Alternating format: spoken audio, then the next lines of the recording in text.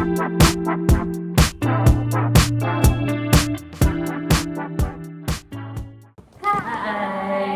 Sekarang kita lagi ada di Semarang Creative Gallery. Perkenalkan, aku Vincent 11A absen 28. Aku Sheryl, 11A, absen 1. Aku Via, 11A, absen 6. Aku Stephanie, 11A, absen 23.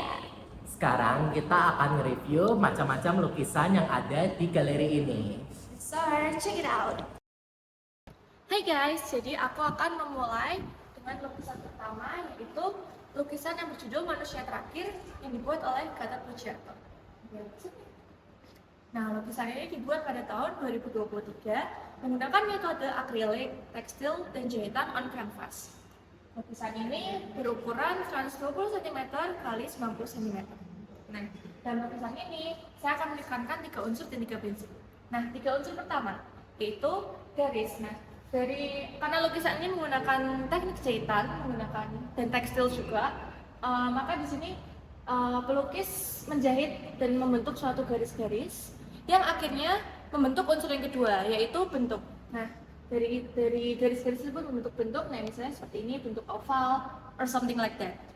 And then yang ketiga ada unsur tekstur. Nah, karena pelukis menggunakan jahitan atau tekstil, maka akan timbul tekstur-tekstur seperti ini.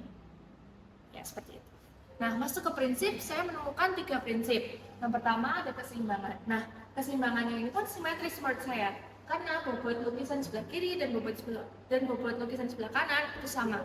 Karena yang sebelah kiri ada manusia dan yang sebelah kanan juga ada manusia. Yang kedua ada penekanan. Nah, dari awal saya melihat bahwa yang ditekankan dalam lukisan ini adalah manusia yang ada di sini. Yaitu sesuai dengan judulnya Manusia Terakhir. Menurut saya ini manusia terakhir. Dan yang ketiga ada proporsi. Nah, proporsi itu mempertimbangkan perbandingan ukuran yang serasi. Misalnya manusia di sini terlihat lebih besar daripada sini. Nah, ini tuh kayak menciptakan kesan bahwa manusia terakhir ini berada di depan dan manusia yang di sini, entah apapun itu manusianya, itu berada di belakang dari manusia yang di sini. Nah, waktu awal masuk dari galeri ini, saya langsung pandangan saya langsung melihat ke lukisan ini karena bentuknya yang unik dan teksturnya yang sangat keren. Nah, segitu penjelasan dari saya. Next. Sekarang saya akan menjelaskan tentang lukisan yang berjudul Balada Antrian Piring Terbang. Ini lukisan yang dibuat oleh Iki Koror. Ukuran lukisan ini 100 x 100 cm dan dibuat pada tahun 2024. Di dalam lukisan ini terdapat 3 unsur, yaitu garis, titik, dan juga ruang. Unsur garis terdapat pada garis yang saling menyambung. Dan yang kedua ada titik, bisa kita lihat secara detail di dalam garis ini terdapat titik-titik, atau bisa kita lihat dari titik-titik yang di atas ini. Unsur ruang bisa kita lihat dari lukisan tersebut terlihat seperti benar-benar terjadi atau nyata. Selanjutnya adalah di dalam lukisan ini terdapat 3 prinsip, yaitu penekanan, proporsi, dan juga keseimbangan. Penekanan berada pada mata orang tersebut, sehingga jika kita lihat, orang tersebut seperti sedang memperhatikan kita. Lalu ada prinsip proporsi, terlihat dari orang tersebut terlihat seperti besar, sedangkan sawah yang ada di belakangnya ini terlihat seperti kecil, sehingga sawah di belakangnya terlihat seperti jauh dari orang tersebut. Unsur keseimbangan. Keseimbangan ini tepatnya pada keseimbangan simetris. Bisa kita lihat di semua bagian lukisan ini dibuat secara detail dan menyeluruh. Sekian dari saya, terima kasih. Selanjutnya, saya akan menjelaskan salah satu karya yang sangat menarik bagi saya. Nah, di sebelah kiri saya ada karya oleh Anto Budiono yang dikolaborasikan dengan Haidar Emen. Karya ini berjudulkan Hunting dan berukuran 130 x 160 cm. Dalam karya ini, pelukis menggunakan cat akrilik. Dan juga tadi, jika kalian dapat melihat, karya ini sangat recent dan relevan, yaitu diciptakan pada tahun 2024. Nah, menurut saya, dalam karya ini ada 2 aliran yang sangat mencolok. Aliran pertama yaitu realisme, Dan aliran kedua yaitu aliran pop art atau kartun. Selanjutnya saya akan menjelaskan 3 unsur dan 3 prinsip yang saya temukan pada karya ini. Unsur yang pertama adalah unsur titik.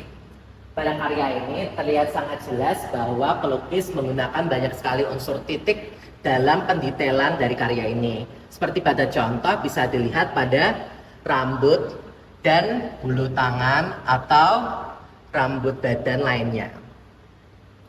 Yang kedua ada garis.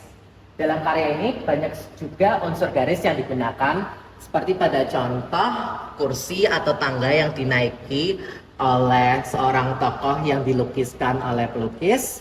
Ada juga outline-outline dari elemen-elemen lain di lukisan ini. Yang ketiga yaitu unsur tekstur. Unsur tekstur ini sangat terlihat atau sangat mencolok karena digunakan secara dominan pada background dari karya ini. Dari jauh pun bisa terlihat bahwa kanvas ini bertekstur dengan akrilik yang digunakan oleh pelukis. Nah, selanjutnya adalah prinsip, dan ada 3 prinsip yang mencolok. Pertama, yaitu prinsip penekanan. Mengapa prinsip penekanan? Karena di sini Anto Budiono dan Haydar Emen sukses dalam menekankan ikan ini sebagai elemen utama dalam karya ini.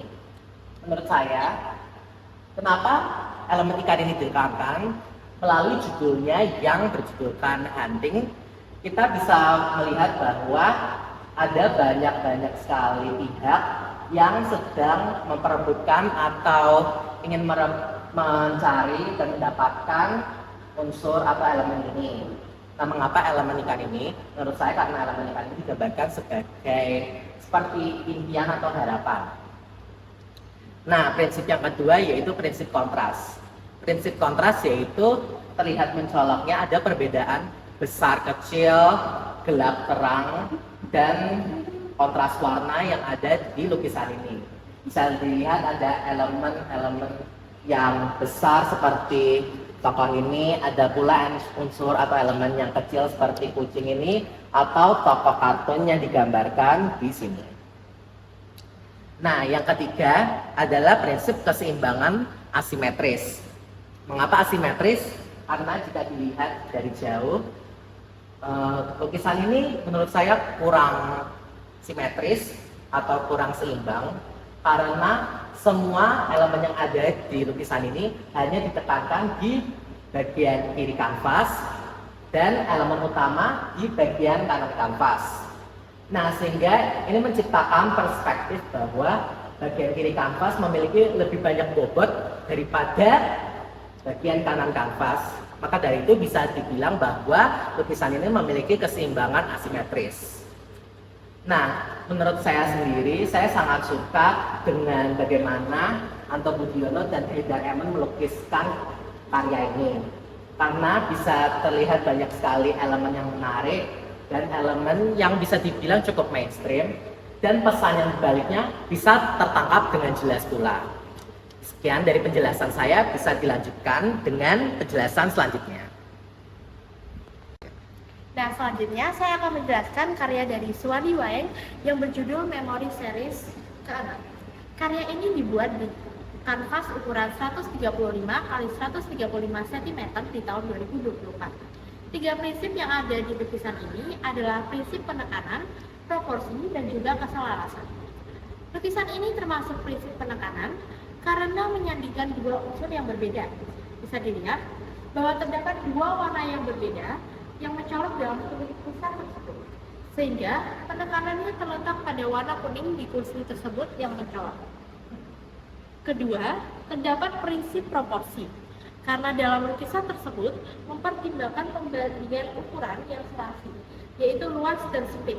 Bisa dilihat bahwa pelukis memberikan efek luas dengan melukiskan pohon yang lebih jauh dengan lebih kecil. Ketiga, terdapat prinsip keselarasan, karena bisa dilihat walaupun terdapat banyak hal dalam lukisan tersebut, tetapi pelukis dapat melukiskannya secara selaras sehingga enak untuk dipandang. Selanjutnya, terdapat 3 unsur yang ada dalam lukisan ini, yaitu unsur garis, tekstur, dan juga ruang. Unsur garis dalam lukisan tersebut bisa dilihat dari garis-garis yang membentuk rumutan. Unsur tekstur dalam lukisan tersebut bisa dilihat dari penggambaran rumutan yang memberikan efek tekstur realistis. Unsur ruang dalam lukisan tersebut dapat dilihat dari penggambaran jauh dan dekatnya objek sehingga memberikan efek ruang. Menurut saya, lukisan ini merupakan lukisan yang menarik karena pada pandangan pertama ketika melihat lukisan tersebut lebih menekankan objek kursi tanpa menyadari bahwa terdapat objek tanaman di sebelahnya. Sekian penjelasan dari saya. Sekian dari kami. Terima kasih. Love you all.